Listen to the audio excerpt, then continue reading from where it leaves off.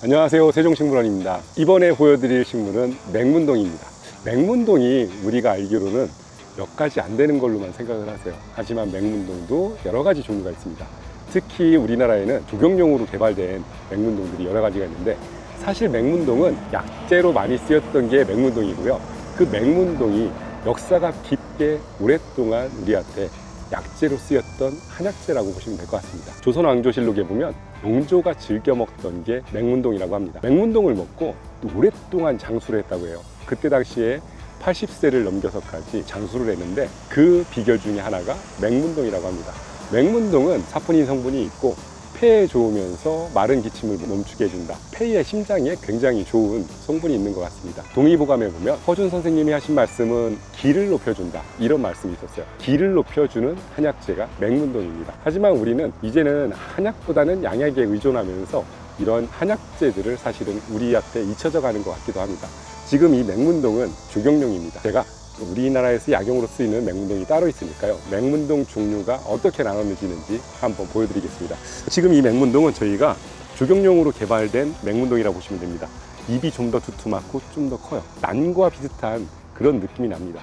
맹문동이 작은 소엽이 맹문동도 있고요, 잎이 길은 일반 맹문동도 있습니다. 소엽 같은 경우는 사실 에란이라고 해서 맹문동과는 약간은 다른 쪽이라고 보시면 될 것 같고요. 일반 맹문동 쪽에서 우리는 뭐 개맹문동이다, 뭐 약용이다 얘기도 하는데, 맹문동의 사촌지간으로 봤을 때 조경용으로 쓰이는 흰색 꽃이 피는 맹문동, 그래서 흰색 꽃이 피는 맹문동이 약용으로 쓰이긴 하지만 이 맹문동은 약용이 아니라 조경용으로 개발된 품종이라고 보시면 될 것 같아요.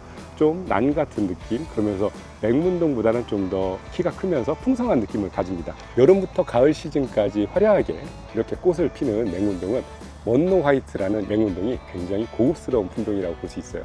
그래서 맹문동이 꽃대도 크면서 하얗게 꽃을 피니까 화려한 느낌, 그러면서 아름다운 느낌, 숲속을 보셨을 때 음지에서 나무 그늘 아래 쫙 펼쳐진 하얀 꽃을 생각하신다면 눈에 탁 튀는 아름다움을 보여줄 수 있습니다. 보통적으로 맹문동들은 보라색 꽃입니다. 지금은 요거는 특이하게 두 가지 꽃이 함께 피고 있는데 돌연변이식으로 변한 것 같기도 해요. 원래 보통 맹문동들은 이런 보라색 꽃을 피우게 됩니다. 하지만 흰색과 보라색이 같이 지금 공존하고 있는 맹문동이고요. 이거는 돌연변이라고 보시면 돼요. 원래 먼로 화이트는 흰색이 화려한 품종입니다. 지금 꽃을 보면 지금 꽃을 피우려고 하고 있어요. 하얀색 우유빛깔 꽃이 벌어지면서 안에는 살짝 연한 노란색의 수술이 올라오게 되는데, 지금은 꽃을 피우기 전 단계라고 보시면 될 것 같아요. 이렇게 풍성한 맹문동으로 정원을 한번 그늘 밑에 반음지에 한번 심어보시는 건 어떨까요?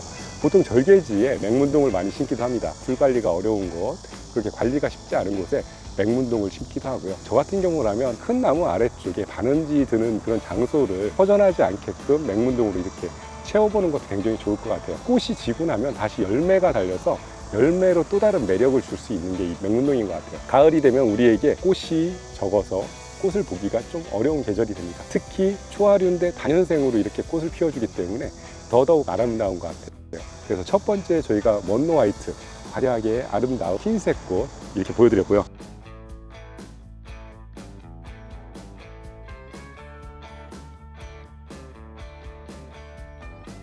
두 번째로 소개시켜드리는 맹문동은 무늬 맹문동입니다. 이렇게 흰색 무늬가 들어가서 좀 더 잎으로 아름다움을 느끼게 돼요. 일반적으로 녹색의 그런 맹문동과 다르게 잎에 무늬가 들어갔습니다. 이렇게 사실은 심어놓으면 난초를 하나 키우는 듯한 느낌이 들게 하는 게 맹문동입니다. 그 잎에 무늬까지 있으니까 사실 아무것도 모른다면 난으로 착각을 할 수도 있을 것 같기도 해요. 하지만 이거는 무늬 맹문동이고요. 이렇게 꽃은 일반 맹문동하고 똑같이 보라색으로 핍니다. 단지 잎에 돌연변이처럼 줄이 흰색 줄무늬가 들어갔어서 여름이면 더 시원한 느낌, 뭔가 색감으로 봤을 때 환한 색의 아름다움을 보여주는 색입니다. 내 느낌에 맞춰서 내가 잎을 볼 건지 꽃을 볼 건지, 잎도 보지만 일반 맹문동처럼 이렇게 꽃도 피우는 맹문동이니까 큰 나무 아래에 허전한 자리, 좀 빈자리를 채울 수 있으면 좋을 것 같아요. 제 기억에는 선운사였나 그곳에 소나무 아래 맹문동이 쫙 있었던 걸로 기억을 하는데, 맹문동이 쫙 소나무 아래에서 꽃을 피우니까 너무 멋지더라고요. 하지만 이 무늬 맹문동은 잎색도 이쁘기 때문에 봄부터 여름까지 아름다움을 같이 보여주기도 합니다. 일반 맹문동보다는 좀 더 보지 못한 환한 느낌의 흰색 줄무늬로 시원한 느낌을 더 보태주는 거죠. 소나무 아래, 이렇게 큰 나무 아래 심어놓고 시원한 느낌을 같이 주신다면 또 다른 또 매력이 될 수 있을 거라고 생각합니다. 진시황의 불로초 중에 하나였다고 합니다. 맹문동 뿌리가 그만큼 좋아서 불로초의 하나로 손꼽히는데요. 진시황이 사랑했던 불로초. 우선은 앞에 소개시켜드렸던 두 가지는 조경용으로 많이 쓰이는 거고요. 지금 제가 소개시켜드리는 맹문동은 약재로 쓰이는 맹문동입니다. 우선 첫째가 일반적인 맹문동이에요. 이렇게 저희가 있고요. 그 다음에 네 번째가 산맹문동입니다. 산맹문동하고 일반 우리가 맹문동하고는 다릅니다. 약간 모양이 달라요. 우선 산맹문동이 좀 더 가늘면서 길다랗습니다. 꽃이 흰색이 있어요. 그래서 산맹문동과 일반 맹문동이 있는데, 맹문동의 뿌리를 보면 땅속에서 땅콩처럼 길다랗게 달린다고 보시면 돼요. 맹문동의 뿌리를 약재로 쓰시는 거예요. 우리가 맹문동을 약재로 쓴다는 거는 잎을 먹는 게 아니라 뿌리에 땅콩처럼 생긴 그 약재를 캐서 약재를 말려가지고 씁니다. 기력을 보충해주고 장수할 수 있다. 그만큼 맹문동이 사람한테는 굉장히 좋았던 불로초라고 보시면 될 것 같아요. 진시황이 찾았던 불로초는 대부분 정말 뛰어난 약재 중에 하나였기 때문에 맹문동이 불로초에 들어간다는 것은 굉장히 약성이 좋은 겁니다. 우선 폐에 좋다고 하니까 기관지, 천식, 사실 신장이 사람한테는 굉장히 중요하잖아요. 굉장히 좋은 약재로 쓰였던 게 맹문동 뿌리였던 거죠. 특히 여름에 더더욱 좋은 보양식으로 먹었다고 합니다. 맹문동을 정원에서 키울 수도 있지만 이 뿌리 키우다 보면 뿌리가 꽉 차가지고 뿌리를 걷어내서 한번 약재로 활용하시는 것도 굉장히 좋은 방법입니다. 사실 우리가 주변에 정말 좋은 게 있는데 몰라서 못 먹는 경우도 많습니다.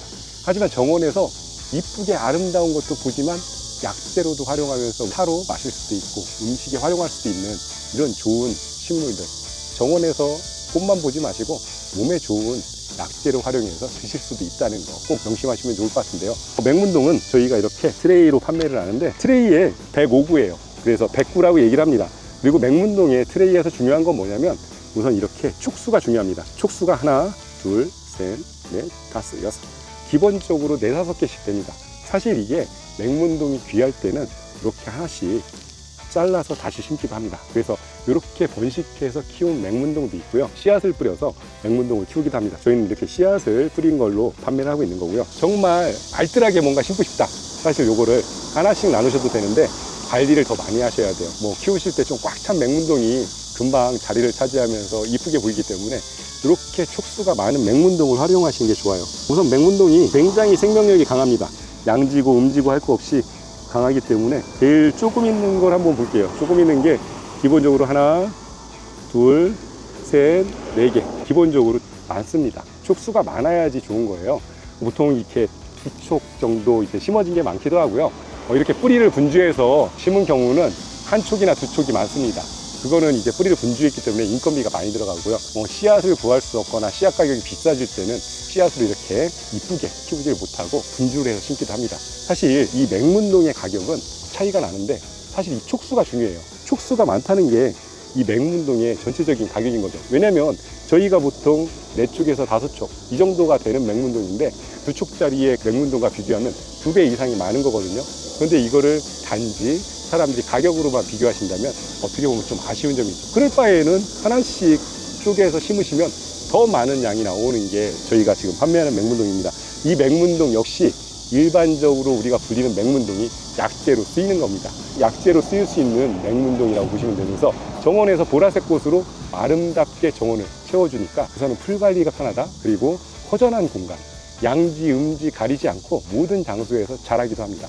단지 아쉬운 건 사슴이 또 굉장히 좋아하는 것 같아요. 사슴들이 많이 먹기도 하는 게 이 맹문동이라고 합니다. 사실 산짐승들이 몸에 좋은 건 더 잘 알거든요. 그래서 맹문동을 보면 사슴들이 잎을 다 뜯어먹을 수도 있습니다. 하지만 맹문동은 다시 뿌리가 살아서 싹이 나오기 때문에 아무 걱정 안 하셔도 됩니다. 그래서 정원에서 활용하면서 보편적으로 우리가 저렴한 가격 판매되는 맹문동 정원에서 활용하시면 좋고요. 정원에서 아름다운 꽃도 보시고 그리고 몸에 좋은 약재도 만들 수 있는 맹문동입니다. 허전한 자리에 꼭 한번 심어보시면 좋을 것 같고요. 이쪽은 산맹문동입니다. 우리가 한약재명으로 산맹문동이라고 불리는 산맹문동이고요. 이 산맹문동 같은 경우도 역시 촘촘합니다. 똑같은 105구 트레이에 100개라고 생각하시면 될 것 같아요. 사람이라는 게 모르기 때문에 저희는 그냥 105구라고 안 하고 100구라고 말씀을 드립니다. 사실 105구가 꽉 차 있습니다. 하지만 한두 개 빌 수 있기 때문에 105구라고 말씀을 드리는 거고요. 이렇게 맹문동이 좀 산 맹문동은 가늘고 길다랗다고 보시면 돼요. 가늘고 기다란데 뿌리 활차게 끝내줍니다.